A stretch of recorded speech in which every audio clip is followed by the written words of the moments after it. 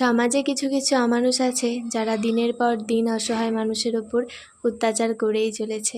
আগের পার্টে তোমাদেরকে কিছুটা বলেছি এবং দেখিয়েওছি এই মানুষটার ওপরে কিভাবে অত্যাচার করেছে ওরা। দেন আমাদের সামনে দিয়ে একজন আইসক্রিমওয়ালা যাচ্ছিল, যেটা দেখে উনি একটা আইসক্রিম খেতে চাইলেন, আর আমি আইসক্রিমওয়ালাটাকে দাঁড়াতে বলি এবং ওনাকে একটা আইসক্রিম কিনে দিই। আইসক্রিমটার দাম 5 টাকা হতে পারে, কিন্তু এই রোদ গরমে ওই 5 টাকার আইসক্রিমটা পেয়ে উনি যে পরিমাণ খুশি হয়েছেন সেই খুশিটা কেনার মতো টাকা আমার কাছে নেই। তারপর আইসক্রিমটা খেতে খেতে হাসি মুখে আমায় বিদায় দিয়ে মাঠের একটা সরু রাস্তা ধরে কোথায় যেন চলে গেল। দেন সিরাজও ওর কাজ কমপ্লিট করে চলে এলো, আর আমরা বাড়ির পথে রওনা দিলাম। আর সারাটা রাস্তা ধরে ওই মানুষটার গল্প করতে করতেই আমরা বাড়ি এসেছি। আর তোমরা প্লিজ কেউ কিছু মনে করো না, আমার ভিডিওর ব্যাকগ্রাউন্ডে অনেক শব্দ আসছে, আমার ভিডিও এডিট করতেও খুব প্রবলেম হচ্ছে।